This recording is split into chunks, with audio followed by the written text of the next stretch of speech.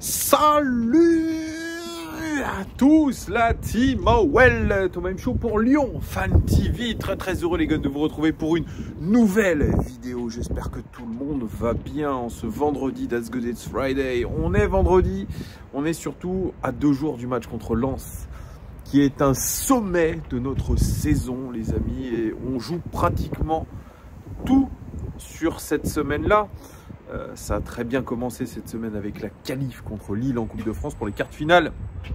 Et elle doit bien se continuer pour espérer une remontada impossible au classement contre Lens, qui est une bonne équipe, mais qui est un petit peu en difficulté en ce moment, même s'ils se sont qualifiés hier contre Lorient en Coupe de France aussi pour les quarts de finale de Coupe de France. N'hésitez pas les amis à vous abonner si vous n'êtes pas abonné. Très important, un pouce aussi sur les vidéos, c'est cool, et un commentaire. Merci encore une fois à tous ceux qui ont suivi hier notre super interview, un peu longue mais hyper complète, avec Cédric Carasso. Très intéressant. On va essayer de vous faire venir des invités comme ça le plus souvent possible, dans la mesure aussi du possible, parce que c'est très compliqué aujourd'hui d'avoir des anciens joueurs, d'avoir des dirigeants, d'avoir des genres de personnes comme ça. C'est très dur, mais dès qu'on pourra, et on le fera, on vous le promet.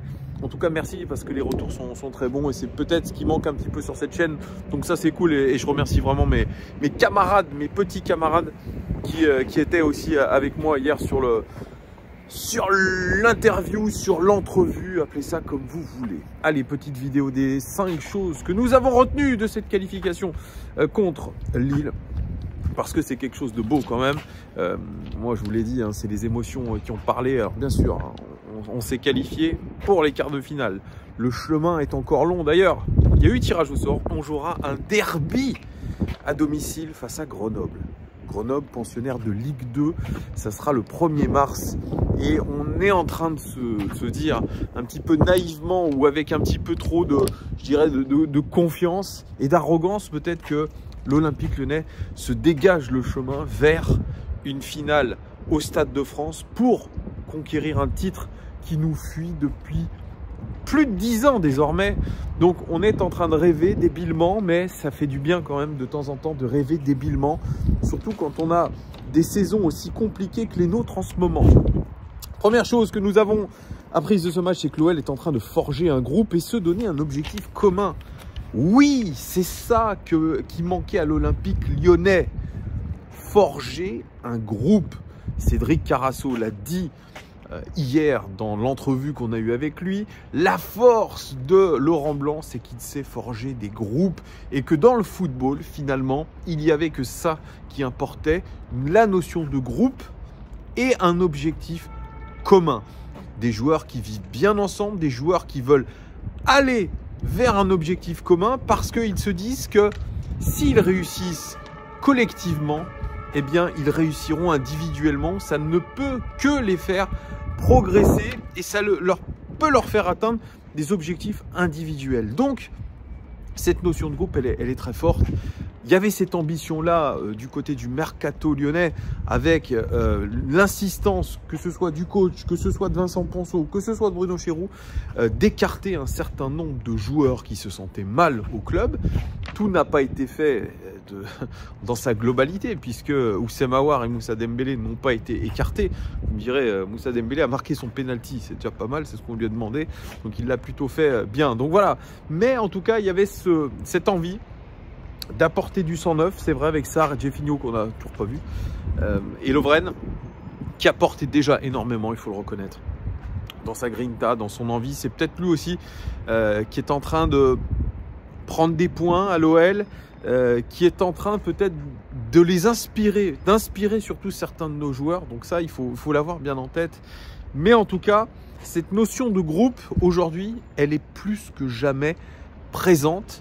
Et Laurent Blanc tient peut-être quelque chose, à savoir, sur cette semaine-là en particulier, dire aux joueurs, écoutez, peut-être qu'on est en difficulté en championnat, c'est le cas, mais il y a quelque chose qui est accessible. Il y a quelque chose qui est accessible. Une coupe par l'intermédiaire de laquelle nous pourrions devenir européens. Un coup double. Et finalement essayer de formater cette équipe de l'OL, ce groupe de l'Olympique Lyonnais vers cet objectif de la Coupe de France qui leur permettrait d'atteindre un objectif collectif mais des objectifs individuels.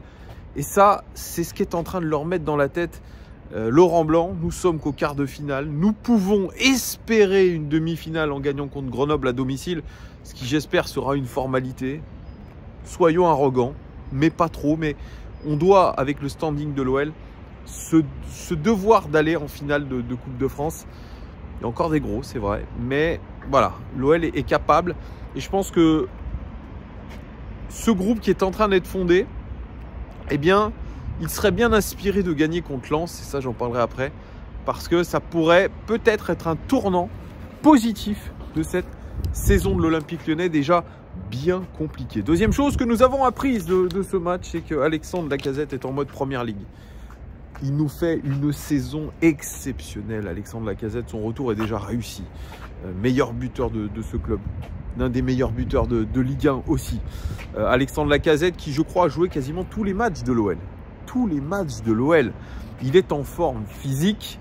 Il est en forme mentale. Oui, je concède que je l'ai critiqué par rapport à ses qualités de leader, notamment avec cette conférence de presse que j'avais détestée. Ça, c'est vrai, je ne le retire pas, mais force est de constater que Alex Lacazette est un leader technique, est un joueur qui ne lâche rien et qui apporte tout ce qu'il a appris pendant ces 5 ans à Arsenal, le très haut niveau, l'exigence du quotidien, un championnat physique. Et franchement, le Alex Lacazette que nous voyons aujourd'hui est excellent. Et je pense que si on arrive à atteindre certains objectifs, il ne sera pas étranger à tout ça. La grosse problématique, c'est que comme Mbappé du côté du Paris Saint-Germain, un degré moindre, si Alex Lacazette venait à se blesser, ça serait compliqué. Donc aujourd'hui, c'est un homme hyper important dans le rouage de cet OL. Il faut s'en satisfaire. Il faut reconnaître son talent. Il faut reconnaître son professionnalisme aussi. Voilà. Et faire amende honorable de certaines critiques. Quand on voit que ce garçon donne tout sur le terrain, c'est lui qui est à l'origine des 2 buts de l'Olympique Lyonnais, un but, une passe décisive. Voilà, c'est toute son abnégation, sa détermination, son envie aussi qui ont transpiré dans cette qualification de l'Olympique Lyonnais. Donc merci monsieur Alexandre Lacazette, mais la saison n'est pas terminée. On a encore besoin de vous, on a encore besoin de toi, Alex Lacazette. Troisième chose que nous avons apprise de ce match, c'est que Ryan Cherki prend du galon. Et oui, il prend du galon, Ryan Cherki. Le travail est en train peut-être de payer. Le travail d'un staff, le travail d'un entraîneur, Laurent Blanc, qui le colle à la semelle, qui ne le lâche pas, qui lui donne confiance, qui lui permet aussi de s'exprimer. Le contexte aussi fait que l'OL a décidé de miser sur lui sur la deuxième partie de saison en lui accordant une place de titulaire quasiment assurée. Et Ryan Cherki leur rend bien puisque sur ses derniers matchs, il est performant. Il est buteur, il marque un très joli but encore en Coupe de France. Il est d'ailleurs un spécialiste de la Coupe de France. 7 de ses 12 buts, je crois, que l'Olympique Lyonnais ont été marqués en Coupe de France. Donc c'est plutôt une belle perf. Un Ryan Cherki qui monte en puissance. Tout n'est pas parfait. Mais en tout cas, il est influent dans le jeu. Il est décisif. C'est ce qu'on lui demande. Et on se dit qu'aujourd'hui, il a progressé, Ryan Cherki. Tout n'est pas parfait. Rien n'est acquis. Mais ce qu'on peut noter, et ce que je note, c'est une progression de Ryan Cherki très claire sur ces dernières semaines, ces derniers mois, par rapport, je pense, à un tout, à un joueur bien mieux encadré par le staff, peut-être mis dans des bonnes conditions mentales en lui disant, écoute, maintenant on te donne les clés du camion, tu es jeune, mais on te donne les clés du camion. Par rapport au fait peut-être que si le PSG a essayé de le convaincre de signer à Paris et que l'OL a dit stop, nous on veut te garder, c'est peut-être ça aussi qui le galvanise. Puis aujourd'hui, une nouvelle venant d'Espagne assez étonnante, une sorte de fake news qui dit, c'est Sport je crois, qui dit que la condition pour que Zidane revienne entraîner le Real Madrid la saison prochaine, c'est la signature de Ryan Cherki. Ça fait doucement rire, mais pourquoi pas. Pourquoi pas. En tout cas, Ryan, lui, doit garder la tête sur les épaules, la tête froide, parce qu'on aura besoin de lui. Pareil, j'espère qu'il sera épargné par les blessures, parce que ça va lui demander quand même de la forme physique, malgré qu'on n'ait qu'un match par semaine, c'est vrai. Peut-être que c'est la chance aussi de l'OL d'avoir un match par semaine environ sur les prochains mois.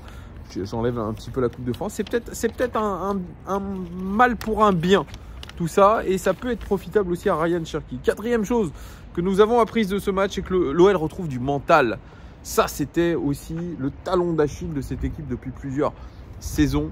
C'est un mental défaillant, une équipe qui, dès qu'elle est menée, commence à avoir la tremblote, ou dès qu'elle est rejointe au score, commence à avoir la tremblote. L'OL était sur un scénario typiquement OL. On mène 2-0, on se fait rejoindre 2-1 avant la mi-temps, 2-2. Et là, on se dit, l'OL va faire patatras. Eh bien non. Eh bien non, puisqu'en plus, il y avait une séance de pénalty directement après. Vous savez que la séance de pénalty, c'est tout sauf une loterie. Comme j'ai entendu un joueur de Lorient le dire hier, c'est pas de la loterie, c'est du travail, c'est de la concentration, c'est des petits détails. Et vous en rappelez aussi, contre Arsenal, c'était en match de préparation pendant la Coupe du Monde. L'OL avait été catastrophique sur les tirs au but. Et je pense qu'il y a des choses qui ont été travaillées. Et ce qu'on peut dire, c'est que tous ont travaillé dans le même sens et ont été concentrés au moment de tirer les pénaltys. Même Moussa Dembélé. Donc ça, c'est chouette. Et puis, mention spéciale à Anto Lopez qui a enfin arrêté un tir au but. Et ça, c'est chouette aussi pour lui, pour la confiance, pour tout. Donc voilà, très bien pour l'Olympique Lyonnais qui, grâce, je pense, à ce match-là, bon, ne tirons pas non plus de conclusions hâtives. Hein. Ça, c'est souvent... Vous allez me dire, Thomas, tu es en train de dire tout et son contraire. Oui, mais on est obligé.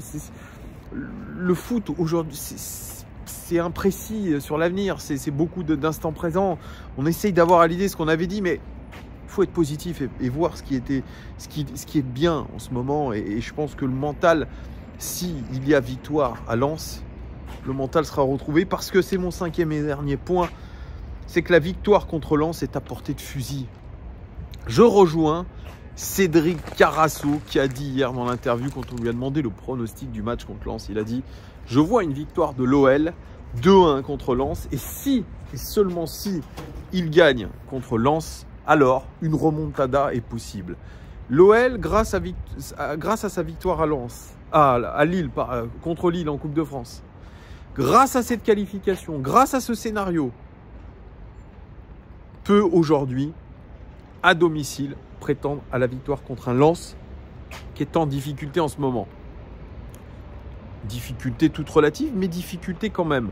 L'OL peut inverser cette tendance et utiliser cette semaine décisive du mois de février pour pouvoir enclencher la seconde. Enclencher la seconde. Essayez aujourd'hui de se dire que finalement tout est possible. Tout est possible. Et je peux même reprendre un slogan de la campagne présidentielle de Nicolas Sarkozy. N'y voyez aucun soutien. Ensemble, tout devient possible. Eh bien, aujourd'hui, j'ai envie de dire, ensemble, tout devient possible. Comme l'a dit Carasso, les joueurs savent comment retourner un public, retourner une opinion. Il faut se donner à fond, il faut avoir des résultats et montrer qu'on ne triche pas. Voilà. On a été critique sur cette chaîne et on continuera de l'être, à être le plus objectif possible. Et moi, je serai le premier à être heureux si l'OL fait comme ça, skyrocket. On espère, on espère. Voilà ce que je pouvais vous dire sur cette qualif. Il y a la conférence de presse de Laurent Blanc, là, je pense que ça doit être dans ces eaux-là. Si jamais je trouve ça pertinent, il y a des choses à dire, je vous referai une vidéo. Sinon, on se retrouve bien dimanche, ça sera dès 19h45, 20h, pardon, 20h, on se retrouvera ensemble à 20h avant match, mi-temps débrief. Vous en avez l'habitude. Merci en tout cas de votre fidélité et je vous dis à très très vite. Ciao.